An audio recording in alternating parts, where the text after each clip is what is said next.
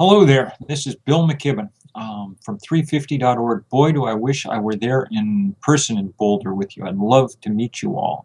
I'm not, because the work that we're doing at 350.org, it takes me, all of us, so many places around the world all the time. 350.org works in 100 and, well, we think every country on earth except North Korea. And it's that work that I want to talk with you about today, because it's that work that we desperately need your involvement in and work on. I wrote the first book about climate change 25 years ago, a book called The End of Nature. At the time, climate change was still pretty theoretical. We knew something bad was happening because when you burn coal and gas and oil, you put carbon into the atmosphere, and the molecular structure of that CO2 traps heat that would otherwise radiate back out to space. So we knew things would warm up. We did not know how fast or how painfully. The story of the last 25 years is that it is coming much more quickly and much more painfully than we ever might have guessed. And it is coming particularly painfully for communities in this country and around the world who have done the least to cause the problem and are the most vulnerable to it. Yes, everybody gets hit, even the middle of Wall Street, underwater during Hurricane Sandy. But if you want to know where people really take it on the chin, we look around Asia, we look around Latin America, we look around Africa, and we look around the parts of this country that are most vulnerable to the depredations of the fossil fuel industry.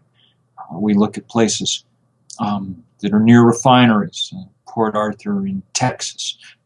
We look at communities that have to live with the danger posed by fossil fuel all the time. Places like Richmond in California, where Chevron has its big operation. We look all over the place. And so it is no wonder that long before, and much more powerfully really, than well-off and comfortable Americans got worried about the environment, it was people of color and people of low income who were leading the charge. Sometimes this startles people. They think that environmentalists are mostly people with backpacks, the kind of people you see up in, kind of people you see along the street in Boulder a lot of the time. And more power to them. But the percentage of Americans that are most concerned about about issues like climate change comes straight out of Latino communities and communities of color, because they know, because they deal daily with these crises. Let's talk about where we are right now as a planet. The temperature of the Earth has warmed about a degree so far. That doesn't sound like too much. In some ways, it's not that much. Viewed, each square meter of the Earth's surface, we're trapping only about 3/4 of a watt of extra solar energy per square meter, so less than one of those small white Christmas tree lights per square meter of the Earth's surface. But it turns out there are a lot of square meters on the Earth's surface. And so the result is a huge change. Enough extra heat that we've melted the Arctic. 80% of the summer sea ice there is gone now. Enough extra heat that we have, that we've taken all the world's oceans and made them about 30% more acidic. Enough extra heat so that the atmosphere is trapping far more moisture than it used to. Warm air holds more water vapor than cold. That loads the dice both for drought and for flood. Those of you who actually live in the Boulder area have some little sense of what that might look like after the floods that you experienced, the really horrific floods earlier this year. But stuff like that is happening someplace around the world almost every day now. As I record these remarks for you, people in the Philippines are digging out, and people in Vietnam are getting drenched as what we think was the strongest typhoon at landfall in world history made its way across that part of Asia. But it's not just huge, big, dramatic storms. It's stuff happening all the time. Because mosquitoes like warm, moist air, diseases like dengue fever have spread all over the world. There have been particularly acute outbreaks across Latin America, across Brazil, now in the United States, in South Texas, in southern Florida, and we've had outbreaks of dengue. The mosquito that carries it has made its way into California. These are very, very scary changes starting to happen, and they're affecting lots and lots of real people all the time.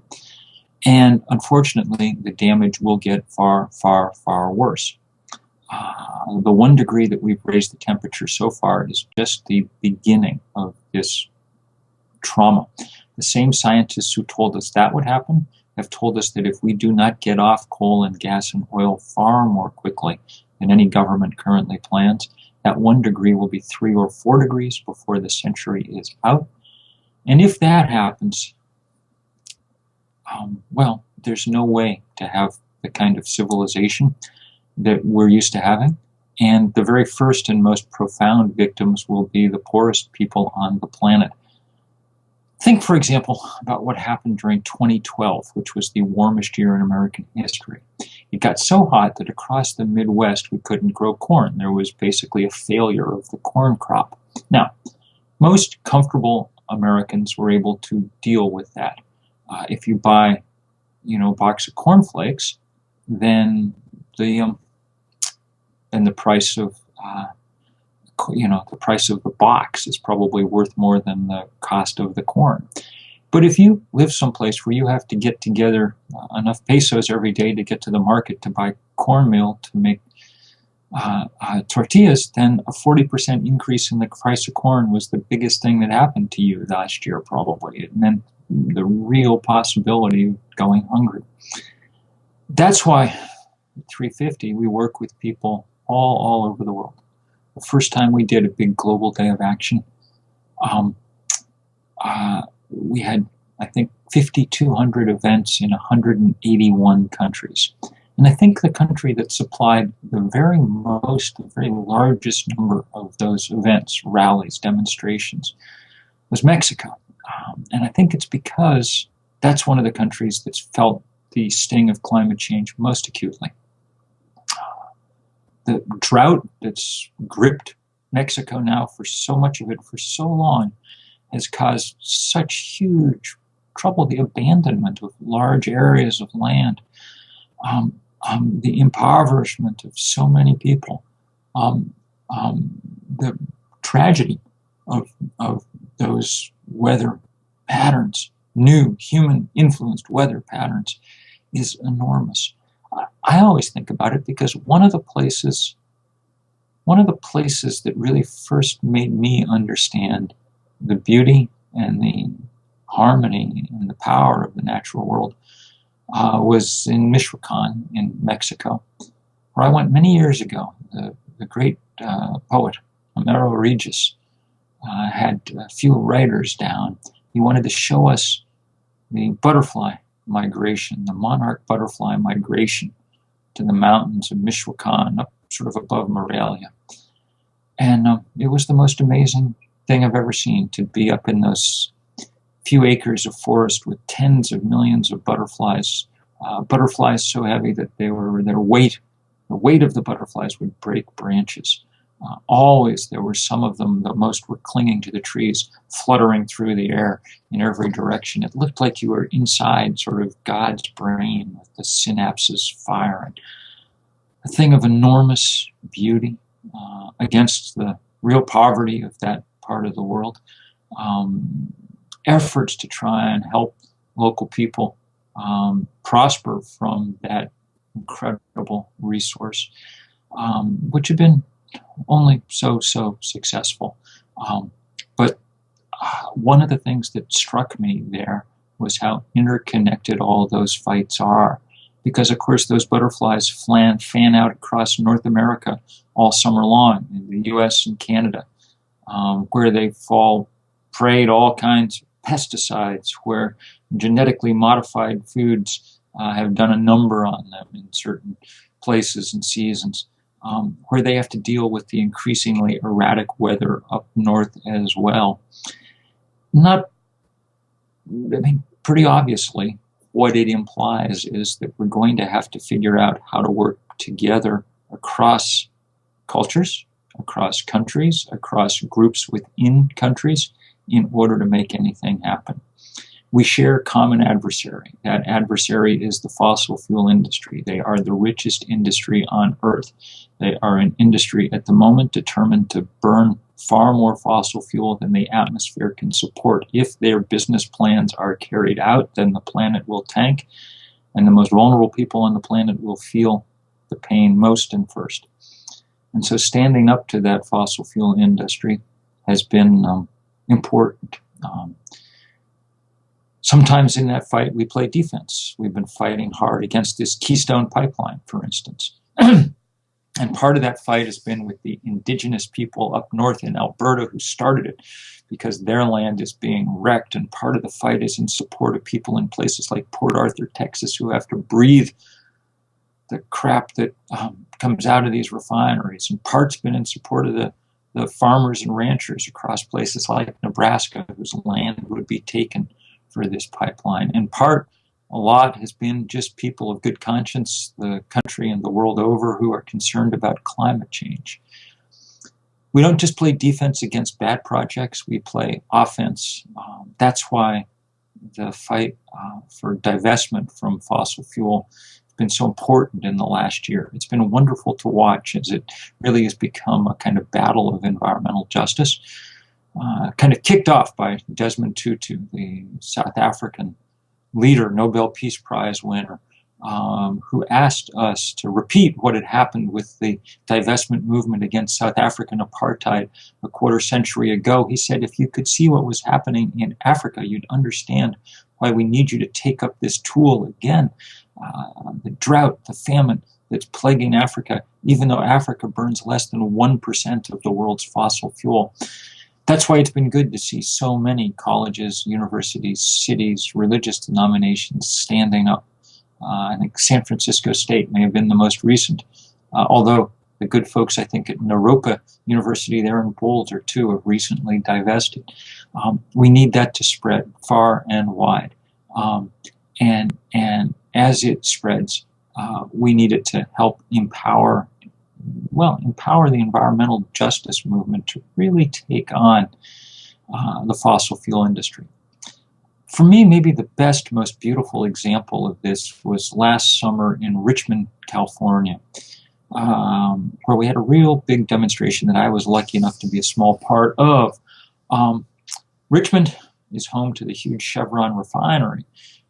Chevron's very careless and reckless locally. They run their refinery badly enough that a leak a year ago meant that 15,000 people in that low-income, working-class, largely immigrant community had to go to the hospital. They don't deal well with the rest of the world either. Part of the people there for the demonstration that day came from Ecuador, where Chevron has run amok in the jungles, causing great damage as it searches for oil. And part of the demonstration came from the climate movement of all kinds, all places, because Chevron is a huge enemy. They gave the largest single campaign contribution post-Citizens United in order to make sure that the Congress stayed in the hands of climate deniers who will do nothing about the biggest problem the world has ever faced. And so it was a great pleasure to see everybody uniting in common purpose there that day, and it was a great pleasure to be handcuffed in the paddy wagon with people who I'd never met before, many of them first-generation immigrants to this country, people exercising their rights as Americans and doing it proudly, loudly, strongly, and in the right place. The environmental justice movement is the spearhead of the environmental cause, and that's why it is such good news that Irene, that you've gotten this crew together, that everybody there is needed badly in the biggest fight that human beings have ever taken on. I cannot promise you we're going to win this fight. There are moments of real darkness for me because physics is winning at this point. I mean, the Arctic melting is a bad sign. The highest winds ever recorded by a typhoon making landfall. That's a bad sign. But the good sign is that this movement is rallying and rallying fast as we can make it rally. And I'm so glad that y'all are willing to be a part of it, and so looking forward to standing shoulder to shoulder with you sometime in the near future at some important thing. Enjoy this conference, and thank you in advance for all the work.